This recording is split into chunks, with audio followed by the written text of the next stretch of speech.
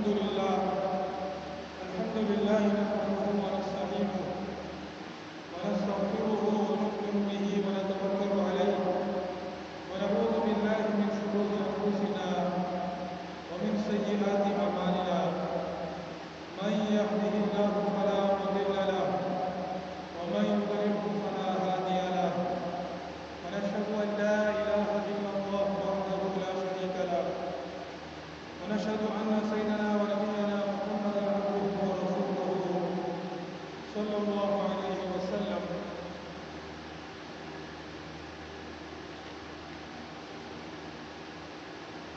أما بعد أعوذ بالله من الشيطان الرجيم. بسم الله الرحمن الرحيم. كم من فئة قليلة غلبت فئة كثيرة بإذن الله والله مع الصابرين. کہنے لگے وہ لوگ جن کو خیال تھا کہ ان کو اللہ سے ملنا ہے، بارہا بری جماعت پر اللہ کے حکم سے غالب ہوئی ہے اور اللہ صبر کرنے والوں کے ساتھ ہے.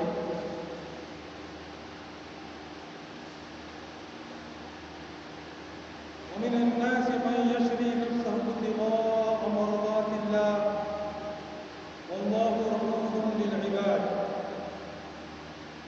اور لوگوں میں ایک شخص وہ بھی ہے جو بیچتا ہے اپنی جان کو اللہ کی رضا جوئی کے لیے، اور اللہ اپنے بندوں پر نہایت مہربان ہے.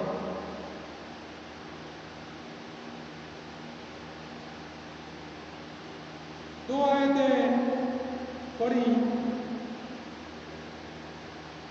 دونوں کا تعلق سورۃ البقرہ سے ہے. پہلی آیت میں اللہ سبحانہ و تعالیٰ فرماتے ہیں کہ کتنی ہی چھوٹی جماعتیں ہیں. کم من فئۃ قلیلہ غلبت فئۃ کثیرہ، جو غالب آتی ہیں بڑی بڑی جماعتوں کو بِإِذْنِ اللہ، اللہ کے حکم سے. واللہ مع الصابرین، اور اللہ صبر کرنے والوں، ثابت قدم رہنے والوں کے ساتھ ہے. اس آیت میں اللہ سبحانہ و تعالی بتاتے ہیں کہ جو ثابت قدمی کے ساتھ، صبر کے ساتھ، استقلال کے ساتھ، مستقل مزاجی کے ساتھ اللہ سبحانہ و تعالیٰ کے راستے میں جہاد فی سبیل اللہ میں لگا رہتا ہے، اللہ سبحانہ و تعالیٰ کی مدد، اس کی نصرت اس کے ساتھ ہوتی ہے. اور پھر چاہے وہ جماعت قلیل ہو، چاہے وہ چھوٹی سی جماعت ہو، لیکن اللہ سبحانہ و تعالیٰ کی مدد سے وہ بڑی بڑی جماعتوں پر غالب آتا ہے. اور دوسری آیت میں اللہ سبحانہ و تعالیٰ فرماتے ہیں کہ لوگوں میں سے ایک شخص وہ بھی ہے، وَمِنَ النَّاسِ مَن يَشْرِي نَفْسَهُ، کہ اپنی جان کو بیچتا ہے ابتغاء مرضات اللہ، اللہ کی رضا کی تلاش میں. اس میں ہر وہ مومن مراد ہے جو اللہ سبحانہ و تعالیٰ کی رضا کی خاطر جان کی بازی لگا دیتا ہے، جو اپنی جان کو بیچ دیتا ہے، اپنی جان کو لگا دیتا ہے. کس مقصد کے لیے؟ اللہ سبحانہ و تعالیٰ کی رضا کے لیے. واللہ رؤوف بالعباد، اور اللہ اپنے بندوں پر نہایت مہربان ہے.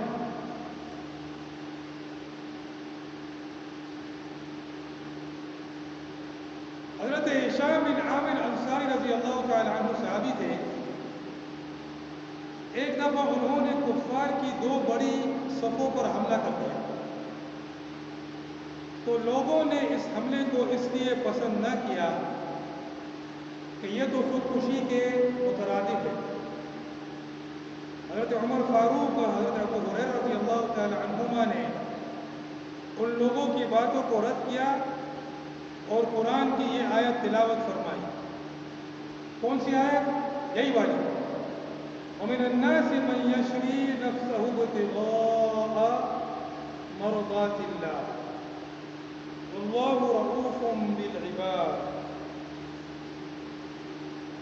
کہ انصاری صحابی کا کفار کی دو بڑی جماعتوں پر حملہ کرنا، اس کو اس طرح نہیں سمجھو کہ ایک شخص جو ہے اپنے آپ کو پہاڑ کے اوپر سے گرا دیتا ہے یا اپنے پیٹ میں نعوذ باللہ خنجر گھونپ دیتا ہے یا اپنے آپ کو گولی مار دیتا ہے، زہر کھا لیتا ہے. ایسا نہیں سمجھو. خودکشی تو وہ ہے. یہاں پر تو اس نے کفار کی صفوں پر حملہ کیا اور اگرچہ کفار کی دو بڑی صفوں پر، دو بڑی جماعتوں پر اکیلے انسان کا حملہ کرنا ایک مشکل عمل ہوتا ہے اور اس میں جان کا بہت بڑا خطرہ ہوتا ہے، لیکن چونکہ یہ حملہ اللہ کے دشمنوں پر ہے، اللہ کی رضا کے لیے ہے، تو یہ خودکشی نہیں ہے، بلکہ یہ تو اللہ کی رضا کے لیے اپنی جان کو فروخت کر دینا ہے. وَمِنَ النَّاسِ مَن يَشْرِي نَفْسَهُ ابْتِغَاءَ مَرْضَاتِ اللَّهِ وَاللَّهُ رَءُوفٌ بِالْعِبَادِ.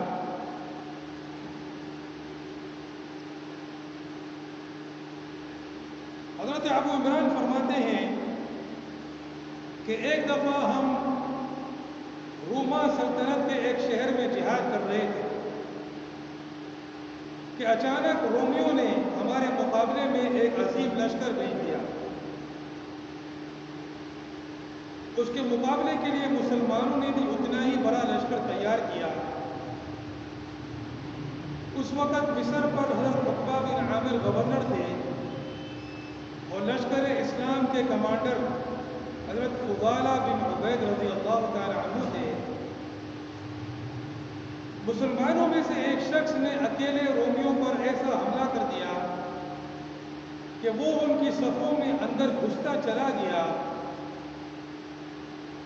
مسلمانوں نے تعجب سے کہا سبحان اللہ، اپنے ہاتھوں سے اپنے آپ کو ہلاکت میں ڈال دیا ہے. اس پر حضرت ابو ایوب انصاری رضی اللہ تعالی عنہ اٹھے اور فرمانے لگے، اے لوگو، تم اس آیت کا یہ مطلب لیتے ہو، حالانکہ یہ آیت ہماری انصار کی جماعت کے متعلق اتری ہے.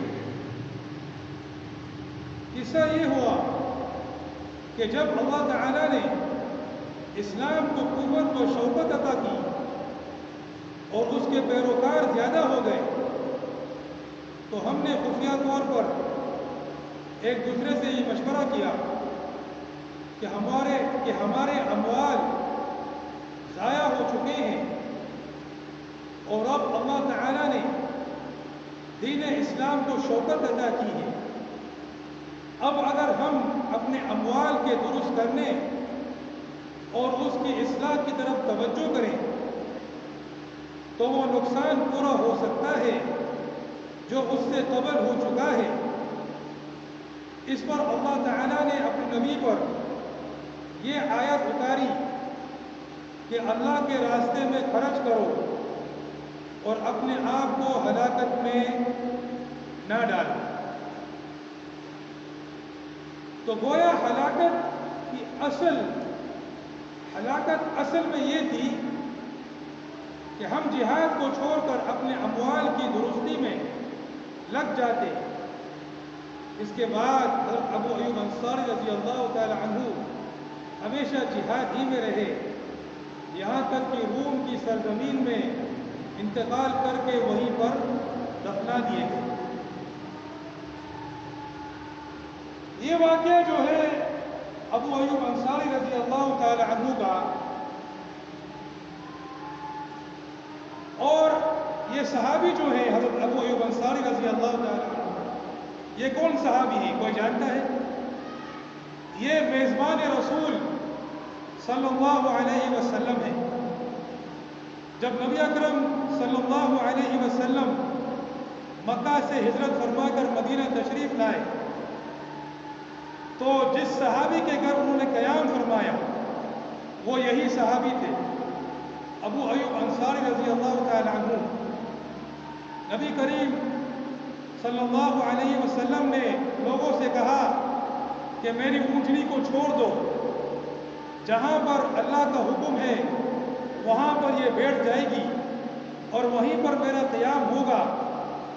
ہر شخص چاہتا تھا کہ ہمارے کو یہ سعادت حاصل ہو، لیکن یہ سعادت ابو ایوب انصاری رضی اللہ تعالی عنہ کے نصیب میں تھی، اور ان کے گھر کے پاس وہ اونٹنی بیٹھ گئی، اور نبی اکرم صلی اللہ علیہ وسلم ابو ایوب انصاری رضی اللہ تعالی عنہ کے مہمان بنے۔ یہی صحابی ہیں، یہ کیا فرما رہے ہیں ذرا آپ کو سمجھ میں آیا؟ ان کی قبر کہاں ہے آپ کو پتہ ہے؟ ان کی قبر استنبول کے اندر ہے، ترکی کے اندر، استنبول کے شہر میں، جس کو قسطنطنیہ کہا جاتا تھا۔ جس کو کیا کہا جاتا تھا؟ قسطنطنیہ۔ اور اس شہر کے اندر، استنبول کے اندر ان کی قبر موجود ہے، آج بھی موجود ہے۔ وہ کس مقصد کے لیے وہاں پر گئے تھے؟ وہ کس مقصد کے لیے وہاں پر گئے تھے؟ وہاں پر وہ کیسے پوچھے؟ ہو سکتا ہے بتانے والے آپ کو بتائیں کہ وہ اکیلے نکل گئے تھے اور گشت کرتے کرتے استنبول پہنچ گئے تھے، قسطنطنیہ پہنچ گئے تھے، اور پھر وہاں پر گشت کرتے کرتے ان کا انتقال ہو گیا۔ ہو سکتا ہے بتانے والے آپ کو یہ بتا دیں، ہو سکتا ہے بتانے والے آپ کو صحابہ کرام رضی اللہ تعالی عنہم کی وہ قبر مبارک جو دنیا کے اندر موجود ہیں، صرف عرب کے اندر نہیں ہیں بلکہ عرب کے باہر بھی ہیں، کہاں کہاں موجود ہیں اللہ ہی جانتا ہے۔ ہو سکتا ہے بتانے والے آپ کو بتائیں کہ وہ اکیلے نکل گئے تھے اور جو ہے وہاں پر وہ گشت کر رہے تھے اور کرتے کرتے ان کا انتقال ہو گیا۔ لیکن میرے بھائیو بات یہ نہیں ہے، بات یہ نہیں ہے۔ ابھی آپ کے سامنے میں نے جو واقعہ بیان کیا وہ ہو سکتا ہے ابھی آپ کو پوری طرح سمجھ میں نہیں آیا ہو، تو میں اس کو وضاحت کے ساتھ بیان کرتا ہوں۔ یہ واقعہ ابو داؤد کے اندر موجود ہے، جو حدیث کی کتاب مشہور ہے سنن ابی داؤد، اس کے اندر یہ واقعہ موجود ہے۔ ابو عمران فرماتے ہیں کہ ہم روم کے شہر کے اندر جہاد کر رہے ہیں۔ روم کا علاقہ یعنی قیصر، جو روم کی سلطنت ہے، جو روم کی سلطنت تھی، اس کے اندر صحابہ کرام رضی اللہ تعالی عنہم برسر پیکار ہیں، جہاد کر رہے ہیں، اللہ کے راستے میں لڑ رہے ہیں، اللہ کے دین کو پھیلا رہے ہیں، اللہ کے دین کو پھیلانے کے لیے جہاد فی سبیل اللہ کر رہے ہیں، اللہ کے دشمنوں کو مٹا کر، اللہ کے دشمنوں کو ذلیل و خوار کر کے، ان کو زیرنگی کر کے، اسلام کے پرچم کو غالب کر کے، اسلام کو زمین پر نافذ کر کے، شریعت کو زمین پر نافذ کر کے، اسلام کو دنیا میں پھیلانے کے لیے، دنیا کے اندر نافذ کرنے کے لیے، اللہ کے قانون کو دنیا پر لاگو کرنے کے لیے اور انسان کے بنائے ہوئے قانون کو ختم کرنے کے لیے جب وہ نکلے تھے اور وہ جہاد کر رہے ہیں، روم کے اندر موجود ہیں، جہاد ہو رہا ہے، اور روم کے لوگوں نے ایک لشکر کو تیار کیا، ایک بڑے لشکر کو تیار کیا، مسلمانوں کے مقابلے کے لیے بھیجا۔ مسلمانوں نے یہ دیکھا صحابہ رضی اللہ تعالی عنہم موجود ہیں، تابعین موجود ہیں، وہ دیکھ رہے ہیں کہ اب انہوں نے ایک بڑا لشکر بھیجا ہے، تو مسلمانوں نے بھی ایک لشکر تیار کیا۔ اسباب سے کام لینا، اس کا تو ہمیں حکم دیا گیا ہے نا، قرآن میں بھی ہے وَأَعِدُّوا لَهُم مَّا اسْتَطَعْتُم مِّن قُوَّةٍ، کہ جتنے تم میں استطاعت ہے اتنی تیاری کر لو قوت کے ساتھ، جتنی طاقت ہے استطاعت ہے اتنی تیاری کر لو، باقی یقین تمہارا اللہ پر ہے، کرنے والی وہی ذات، یقین اس سے ہٹا تو اسلام سے نکل گئے، باقی جتنا تمہیں اللہ نے اسباب فراہم کیا اتنی تم تیاری کرو، یہ تو اللہ کا شکر ہے کہ اللہ نے فراہم کیا ہے، اس کو استعمال کرو، اور تمہارا توکل، تمہارا یقین، تمہارا اعتماد، تمہارا ایمان وہ اللہ پر ہے، اللہ ہی سے ہوتا ہے، اللہ کے سوا، اللہ کے غیر سے نہیں ہوتا ہے۔ تو مسلمانوں نے بھی لشکر تیار کیا، آمنے سامنے ہوئے کہ ایک مسلمان نے اکیلے تنہا رومیوں پر حملہ کر دیا۔ ذرا سوچو، اکیلا شہ سوار، اللہ کا مجاہد، اللہ کا بندہ، اللہ کی راستے میں لڑنے کے لیے نکلا، جان کی بازی لگانے کے لیے نکلا، ہاتھوں میں تلوار، ہاتھوں میں نیزہ، تیر کمان، گھوڑے پر بیٹھا ہوا ہے، اور دھڑام کر کے بھاگا، گھوڑے کو دوڑایا اور لشکر کفار پر، لشکر روم پر حملہ کر دیا، اور ان کی صفوں میں گھستا گیا، تلوار چلاتا گیا، تلوار چلاتا گیا، نیزے مارتا گیا، اور ان کی صفوں میں گھستا گیا۔ پیچھے جو مسلمان موجود تھے وہ کہنے لگے سبحان اللہ، یہ اس نے کیا کر دیا، یہ تو اپنے آپ کو ہلاکت میں ڈالا اس نے۔ اور قرآن میں کیا فرمایا، وَأَنفِقُوا فِي سَبِيلِ اللَّهِ، اور اللہ کے راستے میں خرچ کرو، وَلَا تُلْقُوا بِأَيْدِيكُمْ إِلَى التَّهْلُكَةِ، اور اپنے ہاتھوں کو ہلاکت میں نہیں ڈالا۔ قرآن نے اس سے منع فرمایا کہ اپنے ہاتھوں کو ہلاکت میں نہیں ڈالو۔ یہ ہمارے بھائی نے، ہمارے دینی بھائی نے، ہمارے محبوب نے اکیلے حملہ کر دیا، سبحان اللہ، اپنے آپ کو ہلاکت میں ڈال دیا، ہمارے ساتھ مل کر حملہ کرتا، ہم بھی اس کے ساتھ ہوتے، مضبوط دفاع ہوتا، مضبوط حصار ہوتا، اس نے تو بیچارے نے اکیلے حملہ کر دیا۔ اور قرآن میں ارشاد ہے کہ اپنے آپ کو ہلاکت میں نہیں ڈالو، اس نے تو اس آیت کی خلاف ورزی کر دی۔ تو جب یہ آواز بلند ہوئی تو یہی صحابی ابو ایوب انصاری رضی اللہ تعالی عنہ جو اس لشکر کے اندر موجود ہیں، اللہ اکبر، اب سمجھ میں آ رہا ہے کہ کس طرح ان کی قبریں قسطنطنیہ میں بنی، شام کے اندر بنی، ایران کے اندر بنی، عراق کے اندر بنی، جہاں بھی بنی، کیسے بنی، اس طرح بنی کہ وہ لشکروں کے ساتھ نکلتے ہیں، اللہ کے راستے میں جہاد کرتے ہیں، اللہ کے راستے میں قتال کرتے ہیں، اللہ کے دشمنوں کو ختم کر کے اللہ کے دین کو نافذ کرنے کے لیے لگے ہوئے ہیں۔ ابو ایوب انصاری رضی اللہ تعالی عنہ میزبان رسول صلی اللہ علیہ وسلم، اللہ اکبر، وہ کھڑے ہوتے ہیں، کہتے ہیں اے مسلمانوں، اے میرے بھائیوں، تم نے اس آیت کا مطلب یہ سمجھا ہوا ہے کہ اللہ پاک فرماتا ہے کہ اپنے ہاتھوں کو ہلاکت میں نہیں ڈالو، کیا تم نے اللہ کے اس ارشاد کا مطلب یہ سمجھا ہے کہ اکیلے کفار پر حملہ نہیں کرو، کفار کے ساتھ جب ان کی طاقت بڑی ہو اسباب کے لحاظ سے ان سے جنگ نہیں کرو؟ نعوذ باللہ، کیا اس کا یہ مطلب ہے؟ اس کا مطلب یہ ہرگز نہیں، اس کا مطلب یہ ہرگز نہیں ہے۔ میں تمہیں بتاتا ہوں اس آیت کا کیا مطلب ہے۔ ابو ایوب انصاری فرماتے ہیں کہ یہ آیت ہمارے بارے میں نازل ہوئی۔ ہم کون؟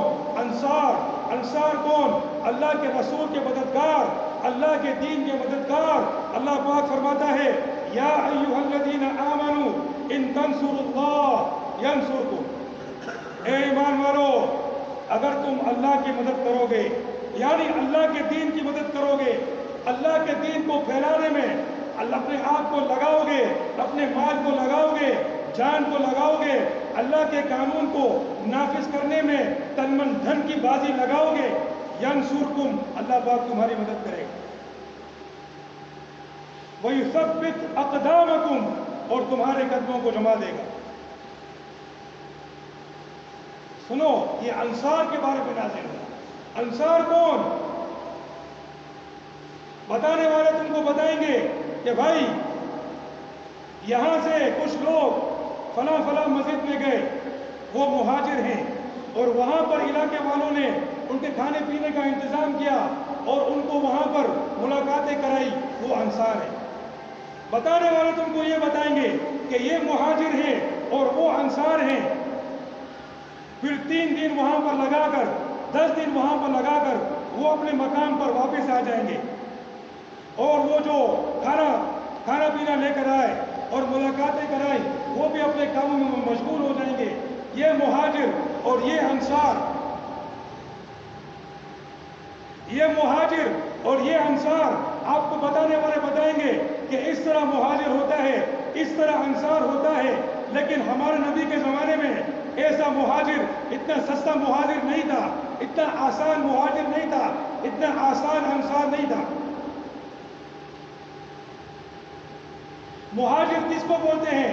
جو اپنے وطن کو، اپنے گھر بار کو، اپنے زمین و جائیداد کو، ہر چیز کو چھوڑ دے اور کہیں اور اجنبی جگہ پر جا کر آباد ہو جائے، اللہ کے لیے، کسی اور کے لیے نہیں۔ یہ نہیں کہ 3 دن کے بعد واپس اپنے گھر بار میں واپس آ جائے، یہ کیسا مہاجر؟ 3 دن کا مہاجر، وہ تو بیچارے نکلتے تھے پیچھے سب کچھ چھوڑ چھاڑ کے، وہ مہاجر۔ اور انصار کون ہے؟ انصار کیا وہ ہے جو ان کے لیے کھانے پینے کا انتظام کرے 3 دن کے لیے، اور پھر جو ہے ان کو ملاقاتیں کرائے۔ اتنا آسان انصار اس زمانے میں، اتنا آسان انصار نہیں تھا۔ انصار وہ تھا کہ اس کو پتا ہے کہ ہم نبی اکرم صلی اللہ علیہ وسلم کو اپنے علاقے میں لے جائیں گے، ساری دنیا ہمارے دشمن بن جائے گی، ہم پر حملہ کرے گی، ہمارے اوپر حملے ہوں گے، ہمارے اوپر تلواریں چلیں گی، تیر برسائے جائیں گے، لشکر ہمارے شہر کی طرف آئیں گے، لیکن ہم حضور پاک علیہ السلام کی اور اپنے مہاجر بھائیوں کی اس طرح حفاظت کریں گے جیسے اپنے بیوی بچوں کی حفاظت کرتے ہیں۔ یہ انصار ہے۔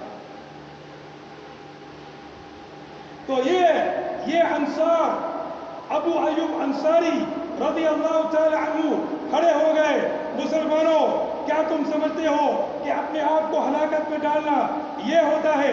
نہیں، یہ نہیں ہے، میں تمہیں بتاتا ہوں۔ یہ آیت ہمارے بارے میں نازل ہوئی وہ اس طرح کہ ہم لوگ اللہ کے راستے میں جہاد کرتے رہے، قتال کرتے رہے، اللہ کے راستے میں لڑتے رہے، تن من دھن کی بازی لگاتے رہے، ہماری زراعت، ہمارے باغات تباہ و برباد ہو گئے، ہماری کھیتیوں کو نقصان پہنچ گیا، ہماری زراعت کو نقصان پہنچ گیا، ہماری زمین و جائیداد کو نقصان پہنچ گیا، یہاں تک کہ اسلام مضبوط ہو گیا، اسلام مضبوط ہو گیا۔ اب مسلمانوں کی جماعت مضبوط ہو گئی، ان کے پاس تعداد بھی زیادہ آ گئی، طاقت بھی زیادہ آ گئی۔ اب ہم نے آپس میں مشورہ کیا، کون انصار، کون انصار،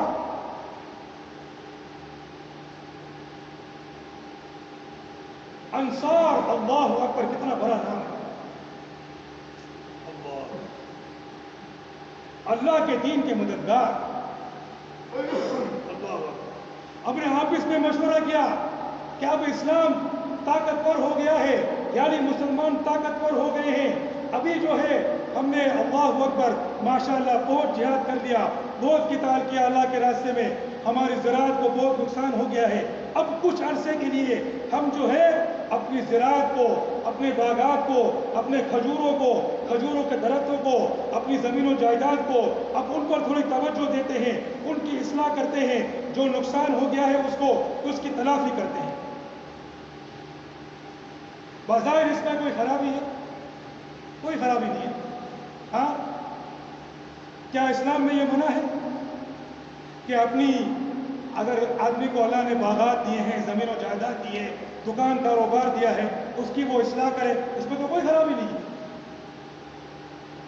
کوئی خرابی ہے، کوئی خرابی نہیں، حلال کام ہے۔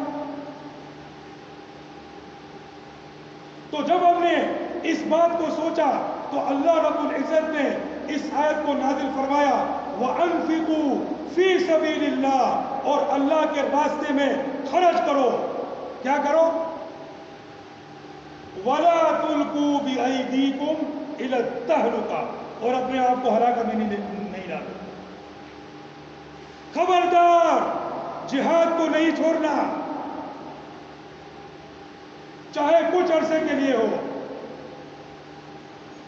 خبردار، یہ نہیں سوچنا کہ ہم نے بہت جہاد کر لیا، اب کچھ عرصے کے لیے اپنی زراعت پر توجہ دے دیں، اپنے کاروبار پر، زمین جائیداد پر، جاگیر پر، باغات پر، کھیت کھلیان پر اور ان چیزوں پر توجہ دے دیں اور جہاد کو کچھ عرصے کے لیے موقوف کر دیں۔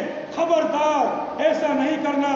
وَأَنفِقُوا فِي سَبِيلِ اللَّهِ، لگاؤ اپنے آپ کو اللہ کے راستے میں، اپنے آپ کو بھی لگاؤ، جان کو بھی لگاؤ، مال کو بھی لگاؤ، ہر چیز کو لگاؤ، اولاد کو لگاؤ، بیوی بچوں کو لگاؤ، گھر بار کو لگاؤ، اپنے کھیت کھلیان کو لگاؤ، کاروبار کو لگاؤ۔ وَلَا تُلْقُوا بِأَيْدِيكُمْ إِلَى التَّهْلُكَةِ، اپنے آپ کو ہلاکت میں نہیں ڈالو۔ تو یہ جہاد کو چھوڑنے کا، جہاد کو کچھ عرصے کے لیے موقوف کرنے کی جو سوچ تھی ہماری، وہ ہلاکت تھی۔ اللہ پاک نے ہم کو اس سے روک دیا۔ سمجھ آیا کہ نہیں آیا؟ کوئی گی نہ کوئی گی؟ ہاں، کوئی گی نہ کوئی گی؟ خبر کوئی گی؟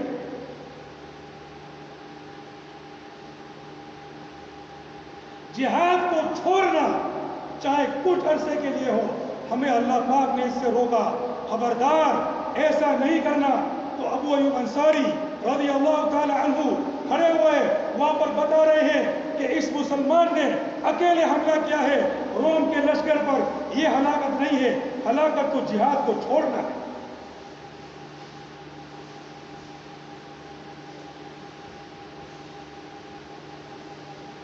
ومن الناس من يشري نفسه ابتغاء مرضات اللہ، اور لوگوں میں سے ایسے ہیں جو اپنے آپ کو، اپنی جان کو بیچ دیتے ہیں ابتغاء مرضات اللہ، اللہ کی رضا کی تلاش میں۔ میرے بھائیوں، ذرا سوچو، صحابہ رضی اللہ تعالی عنہم جہاد کرتے ہیں، جہاد کرتے ہیں، جہاد کرتے ہیں، کچھ عرصے کے لیے سوچتے ہیں کہ اب کچھ عرصے کے لیے جہاد کو موقوف کر دیں، ہمارے علاوہ مہاجرین ہمارے بھائی ہیں، وہ جہاد کرنے والے ہیں، وہ جہاد کریں گے، ہم جو ہے کچھ عرصے کے لیے اپنے کھیت کھلیان کو درست کر لیں گے۔ ظاہر ہے جب یہ درست کریں گے تو اس کو بعد میں خرچ بھی کریں گے اللہ کے راستے میں۔ لیکن اللہ سبحانہ و تعالی انصار کو منع فرماتا ہے، اے میرے انصار، تم کو اتنا بڑا لقب دیا گیا ہے، تم میرے انصار ہو۔ اللہ اکبر!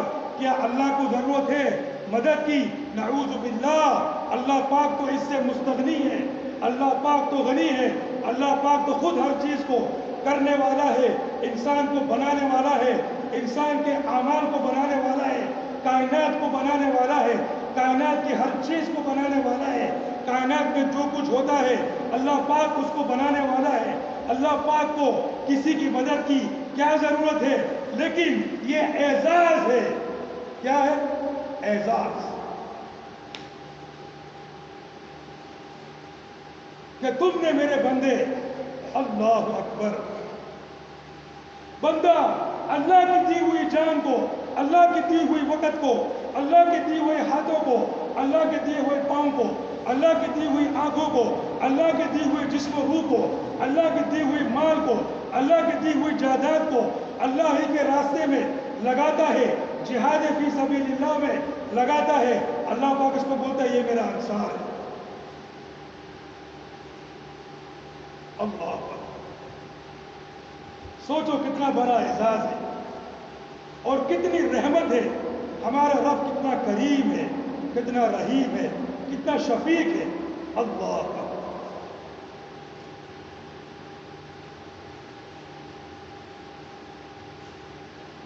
تو تمہیں یہ لقب دیا گیا ہے انصار.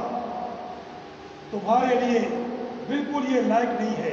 اپنے آپ کو ہلاکت میں نہیں ڈالو، جہاد میں لگے رہو، جہاد کرتے رہو، قتال کرتے رہو، اللہ کے راستے میں لڑتے رہو. جس دن تم نے یہ کام چھوڑا تمہارے لیے اجتماعی ہلاکت. جس دن تم نے یہ کام چھوڑا تم نے اپنے آپ کو ہلاکت میں ڈالا.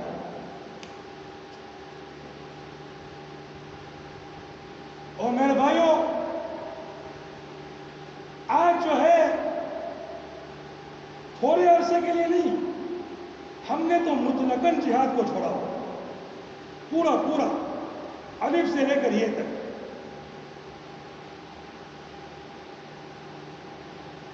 جہاد کو چھوڑا ہوا ہے، جہاد کی بات کو بھی چھوڑا ہوا ہے. جہاد کی کوئی بات بھی نہیں کرتا، بلکہ الٹی پٹیاں پڑھا دے. کوئی بولتا ہے اسلام آباد کی طرف چلو، یہ جہاد ہے.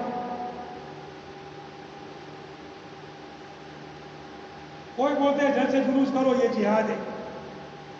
کوئی بولتا ہے بھائی ابوبکر جامع مسجد سے لے کر جو ہے وہ ناظم آباد کی فلان مسجد میں جاؤ، یہ جہاد ہے. اور وہاں پر تمہارے لیے وہ پکوان لے کر آئیں گے، وہ انصار ہوں گے، اور تم جو ہے وہاں پر قیام کرو گے، تم مہاجرین ہوگے. ماشاء اللہ، اتنے آسان انصار اور مہاجرین، اتنے آسان انصار اور مہاجرین. میرے بھائیوں ذرا دیکھو، صحابہ کرام کی دنیا خراب ہو گئی، اللہ کے راستے میں مسلسل جہاد میں لگے ہوئے ہیں، لشکر پہ لشکر روانہ ہو رہے ہیں. نبی اکرم صلی اللہ علیہ وسلم کی 10 سالہ زندگی جہاد کب فرض ہوا؟ ہجرت کے بعد. ٹھیک ہے، کوئی اللہ کا بندہ پانی کا انتظام کر دے. جہاد کب فرض ہوا؟ ہجرت کے بعد. 10 سال، ٹھیک ہے، 10 سال میں نبی اکرم صلی اللہ علیہ وسلم نے خود تقریباً 27 غزوات کیے. کتنے؟ 27. اور تقریباً 45 بار صحابہ کرام کو بھیجا. کتنے ہوئے مکمل؟ میزان، کل میزان کیا ہوا؟ 45 اور 65 اور تقریباً 70 کو 120 مہینے میں لگا ہوا. 10 سال میں 120 مہینے ہوتے ہیں نا، 70 تو سمجھ لو کہ ہر 50 دن میں ایک لشکر روانہ ہوتا ہے. ہر 50 دن میں ایک لشکر روانہ ہوتا ہے اللہ کے راستے میں جہاد کے. ذرا سوچو، ابھی ایک لشکر روانہ ہوگا، وہ آئے گا واپس 50 دن میں، اس سے بھی لگ سکتے ہیں نا. دوسرا تیار ہو گیا، دوسرا جا رہا ہے. جب وہ آنے کا ہوا تیسرا جا رہا ہے. یعنی مسلسل جہاد ہو رہا ہے، مسلسل جہاد ہو رہا ہے. اور صحابہ کرام جہاد کے اندر لگے ہوئے ہیں اور اپنا تن من دھن لگا دیا. کچھ عرصے کے لیے سوچا کہ جہاد کو ہم لوگ موقوف کرتے ہیں، ہمارے دوسرے بھائی جہاد کریں گے. ہم لوگ اپنی کھیتی باڑی کی، اپنے باغات کی، انصار کے لوگ تھے، ان کے کھجور کے باغات تھے. پتہ ہے نا مدینے کی کھجوریں کتنی مشہور ہیں. وہ کھجوروں کے باغات والے تھے، زراعت پیشہ تھے. وہ اپنی زراعت کو ٹھیک کریں. نہیں، خبردار، ایسا نہیں کرنا. ایسا کرو گے تو ہلاکت. اور حدیث میں کیا فرمایا؟ کہ اگر تم جہاد کو چھوڑ دو گے، تم کھیتی باڑی میں لگ جاؤ گے، تم تجارت میں لگ جاؤ گے، تم جہاد کو چھوڑ دو گے، اللہ پاک تم پر ذلت کو مسلط کر دے گا۔ کس کو مسلط کر دے گا؟ ذلت۔ یہاں تک کہ تم جہاد کی طرف واپس آ جاؤ۔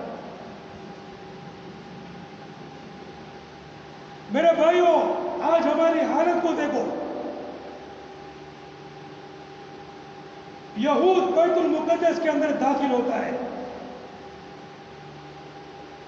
بیت المقدس کے اندر رمضان کے مہینے میں داخل ہوتا ہے اپنی فوج کو لے کر۔ پتہ ہے نا یہ رمضان میں جو ہوا تھا،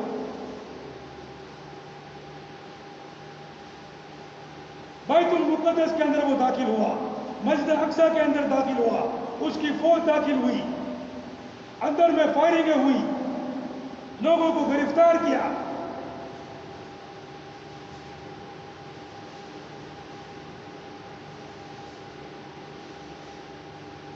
اور ہم کچھ بھی نہیں کیا،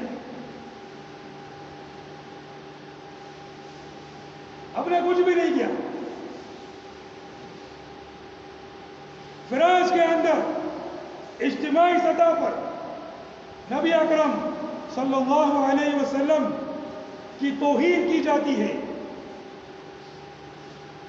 ان کی بے حرمتی کی جاتی ہے۔ جن کے عاشق ہونے کا ہم دعویٰ کرتے ہیں، اپنے آپ کو، اپنے ماں باپ کو ان پر قربان کرنے کا دعویٰ کرتے ہیں، لیکن ہم نے کیا کیا؟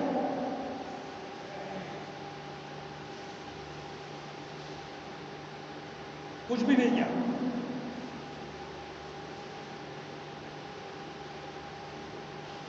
ہماری اپنی سرزمین ہمارے قبضے میں نہیں ہے، ہم پر ذلت و خواری مسلط ہے۔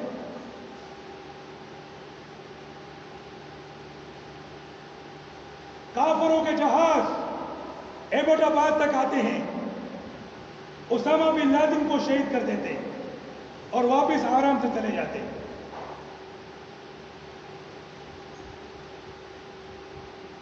کافر لوگ ہمارے علاقوں میں گھس کر ہم کو ختم کر دیتے ہیں، ہم کچھ بھی نہیں کر سکتے۔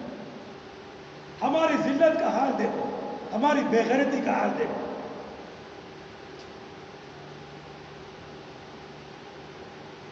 جہاں چاہے ڈرون حملے کرتا ہے، جب چاہے جس کو چاہے ختم کر دیتا ہے، جہاں چاہے جس چاہے اپنی فوجوں کو حملہ کرنے کا حکم دیتا ہے، وہ فوجیں اس کے اندر گھس جاتی ہیں، اس علاقے کے اندر گھس جاتی ہیں، اس کو قبضہ کر لیتی ہیں۔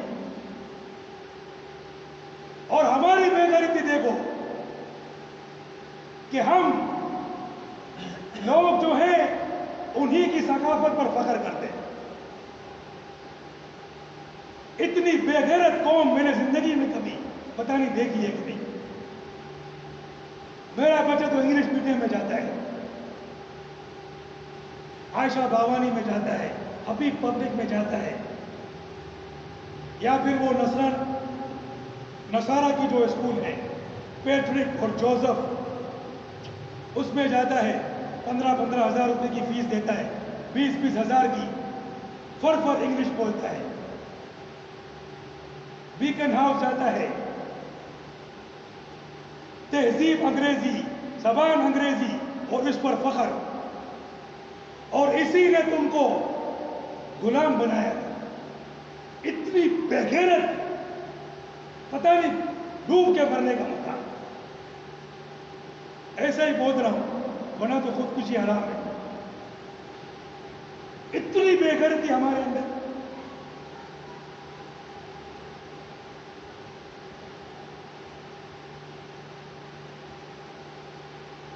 مسجد اقصی یہودیوں کے قبضے میں، اور بتانے والے بولتے ہیں کہ بھائی ابھی تو اسرائیل کے اندر بھی جو ہے مرکز قائم ہو گیا ہے، وہاں پر بھی جو ہے وہ گشت ہو رہا ہے۔ یار سوچنے کی بات ہے، جو مسلمانوں کا اتنا بڑا دشمن ہے کہ اس کو ملیا میٹ کرنے کے لیے تلا ہوا ہے، وہ چاہتا ہے کہ پورے فلسطین کو بلکہ پورے شام کو خیبر تک اس کا سارا علاقہ جو ہے اس کے قبضے میں آ جائے. وہ اگر تم کو گشت کرنے دے رہا ہے وہاں پر تو یہ کوئی فخر کی بات نہیں ہے. تو تمہارے اندر کوئی خرابی ہے تو اس لیے تم کو گشت کرنے دے رہا وہاں پر. تمہارے سے اس کو کیوں مسئلہ نہیں ہے؟ وہ تو بچوں کو گولیاں مارتا ہے وہاں پر.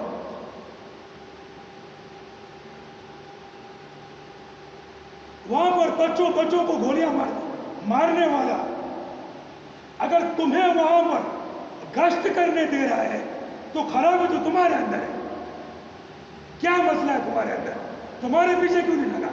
تمہیں کیوں شوٹ نہیں کر رہا ہے؟ وہ تو مسلمانوں کا بدترین دشمن. اور پھر ایسی باتوں پر ارے تو بات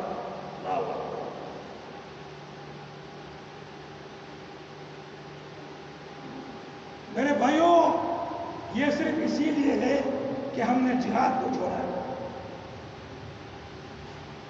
ہم بزدل بے غیرت نامرد ہو گئے. ہمارے اندر کوئی غیرت نہیں ہے. ہماری بہنوں کو مارا جاتا ہے، ریپ کیا جاتا ہے، ہمارے بچوں کو قتل کیا جاتا ہے، ہمیں کچھ نہیں ہوتا. ہم کو بس اپنی دکان سنبھالنی ہے. بس یہ مجھے کام کرنا ہے، پیسے کمانے، اپنے بیوی کو کھلانا ہے. بس ہمارے اوپر طاغوتی نظام کا ہے. ہمارے تو اپنی زمین ہمارے ہاتھ میں نہیں ہے. کفر کا نظام یہاں پر موجود ہے. نہ ہماری کوئی عزت ہے، نہ ہمارے کوئی خون کی قیمت ہے. ابھی مجھے کوئی امریکہ کا ڈرون شہید کر دے، کوئی پوچھنے والا نہیں. ایک دوسرا مر گیا، شہید ہو گیا. پہلے بھی کتنے ہو چکے.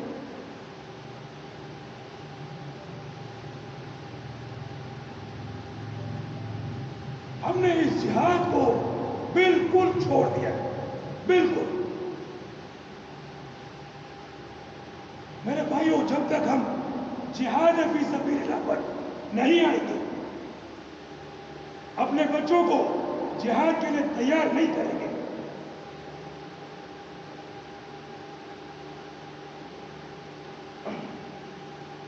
آج تو حالت یہ ہے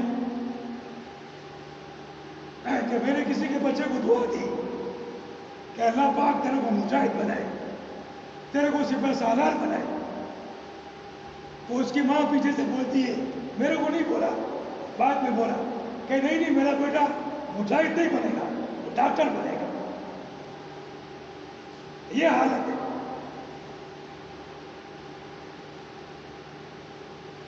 یہ حالت ہے.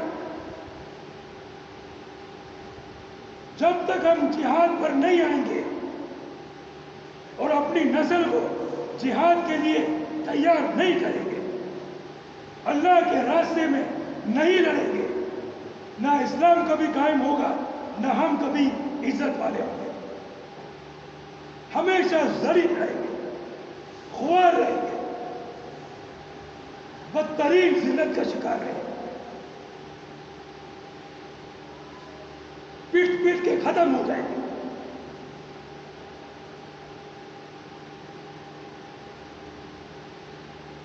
اس کے لیے تیار ہو.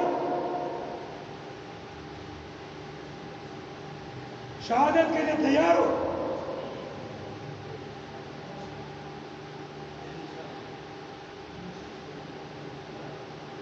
ہاں بھائی، شہادت کے لیے کون تیار ہے؟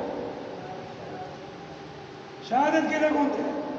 آج کل تو حالت ایسی ہے کہ دعا مانگتے ہیں، یا اللہ شہادت کی موت عطا فرما، زبان سے آمین نہیں نکلتا، کہیں قبول نہیں ہو جائے.